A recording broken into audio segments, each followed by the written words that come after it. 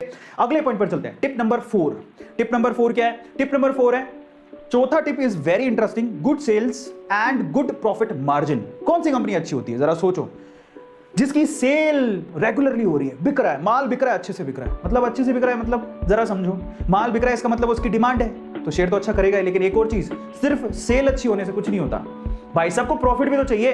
भाई आप जरा सोचो, एक कंपनी के पास सेल के चक्कर में प्रॉफिट ही नहीं कमा रही। अब सोचो, अब मार्केट में 2 कंपनियां हैं, सपोज करते हैं अपन 2 कंपनियां, प्रोडक्ट सेम ही है, ये भी एक बिस्किट का पैकेट 10 रुपए में खरीदती है, ये भी 10 रुपए में खरीदती है, समझ में आता है। लेकिन अब आप सेल पर आते हैं, ये 10 रुपए में खरीद रही थी, ये कंपनी ए, ये कंपनी बी भी 10 रुपए में खरीद रही थी, ठीक है, तो ये खरीदने का वाला सीन हो गया। अब आते हैं इनके बेचने वाले पर, इन्होंने ये बाय किया, अब सेल पर आते हैं, सेल कितने पर कर रहा है? ये सेल कर रही है 11 रुपए पर और ये सेल कर रहा है इसको 15 रुपए पर, समझ रहे हो? ये कम पैसों में सेल कर रहा है, तो ऑब्वियसली कम पैसों में सेल कर रहा है तो इसकी सेल तो ज्यादा होगी, समझ में आ गया? इसकी सेल तो ज्यादा होगी, इसकी सेल हाई है बट इसकी सेल ऑब्वियसली कम होगी क्योंकि 15 रुपए में सेल कर रहा है। लेकिन इसका प्रॉफिट मार्जिन तो देखो, आप प्रॉफिट मार्जिन देखो, और क्या होता है, उसकी सेल ज्यादा है, इसकी सेल कम है, लेकिन इसका प्रॉफिट मार्जिन बहुत अच्छा है।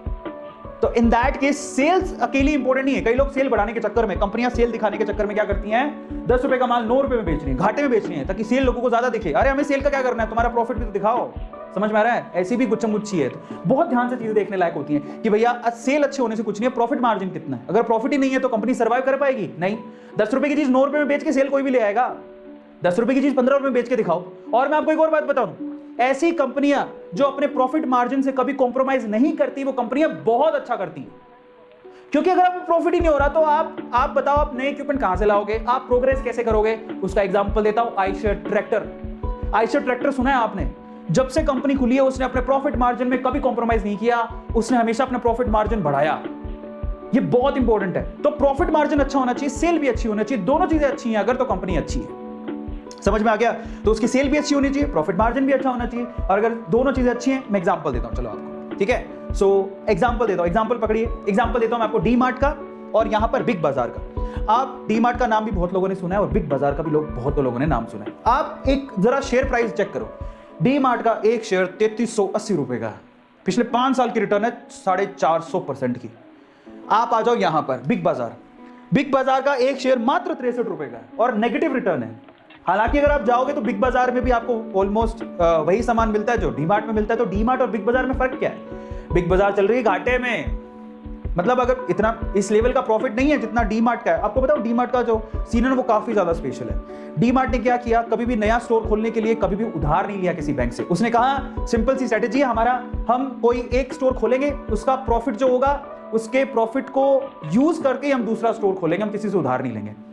तो आप देखोगे ना, एक स्टोर से दूसरा स्टोर खुला, फिर 2 स्टोर के प्रॉफिट से 4 स्टोर खुले, 4 स्टोर के प्रॉफिट से 8 स्टोर खुले, ऐसे करके क्यूमुलेटिवली आज डी मार्ट पूरे इंडिया भर में फैली हुई है, समझ रहे हो? और सेल्स देखो आप, ये क्या करेगी, प्रॉफिट मार्जिन थोड़ा कम रखती है बाकी से, लेकिन सेल क्या लेवल की स्केल होती है, सेल होती है। यहां पर आपको पता है डी मार्ट खुलता है शहर के बाहर और लोग दूर दूर से डी मार्ट पर जाते हैं क्योंकि सबको पता है कि डी मार्ट में क्या होगा, चीजें सस्ती मिलेंगी। लेकिन होता क्या है, अब आपको किस तरह, आप ये तो अपना मार्जिन ही नहीं रख रहा, ऐसा नहीं है। आप जब ना डी मार्ट जाते हो तो देखो कितने होशियार है डी मार्ट वाले। एक तो शहर के बाहर खोलते हैं, दूसरा चीजों को सस्ती देंगे। तो लोगों की मेंटेलिटी क्या है, इंडिया में ना ऐसे बहुत से लोग हैं जिनको सस्ता चाहिए, एवरेज बिलो एवरेज सस्ता चाहिए।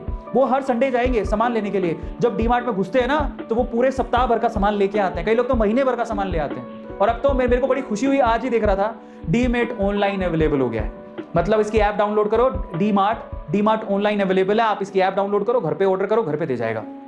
लेकिन स्टोर में क्या होता था, चीजें सस्ती मिलती हैं, लोग दूर दूर चले जाते हैं, 7-7 दिन का इकट्ठे सामान खरीदते हैं। तो देखो ओवरऑल ना प्रॉफिट मार्जिन है ना। आप देखो लेने गए थे बिस्किट एक नहीं लाए डी मार्ट से, भर के लाए।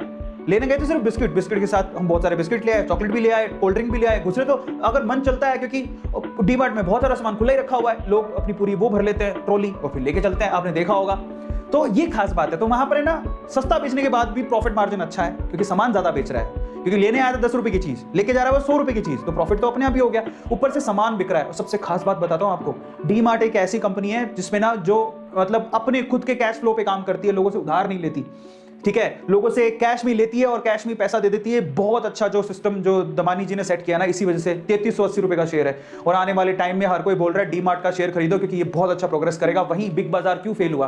बिग बाजार के साथ समस्या है, जहां पर डीमार्ट के अंदर आप जाओगे ना, आपको पूरे साल भर सेल मिलेगी, हर चीज सेल पे मिलती है। बिग बाजार में हर साल भर सेल नहीं होती है, दिवाली पे सेल आएगी, होली पे सेल आएगी, मार्जिन अच्छा खासा रखते हैं, स्टोर के खर्चे भी बहुत ज्यादा है। डीमार्ट और बिग बाजार में क्या फर्क है? बिग बाजार का जो स्टोर होगा ना वो लैविश होगा, ठंडा ठंडा हो रहा है, और अलग अलग स्टोर 3-3 होंगे। यहाँ पर डीमार्ट में ऐसा नहीं है। डीमार्ट के स्टोर में कभी जाके देखना आप, डीमार्ट के स्टोर में सारी चीजें ऐसी रखी हुई हैं, कोई एसी वेसी नहीं है, बैठने के काउंटर कुछ नहीं, मतलब सारी चीज सस्ते दे रहे, चीजें ऐसी रखी हुई हैं, ज्यादा साज सज्जा नहीं होती, खरीदो और लेके जाओ। तो वहां पर बैठने बांटने का कोई सीन नहीं होता। इसी वजह से प्रॉफिट है, क्योंकि खर्चे कम है, उनका प्रॉफिट मार्जिन अच्छा है। तो डीमार्ट को इसीलिए लोग रेकमेंड करते हैं, यहाँ पर बिग बाजार को लोग रेकमेंड नहीं करते। This is the biggest thing जो आपको भी गौर करनी चाहिए, इसलिए डीमार्ट बहुत अच्छा है, इसलिए तो इतना नाम है उसका। 5वें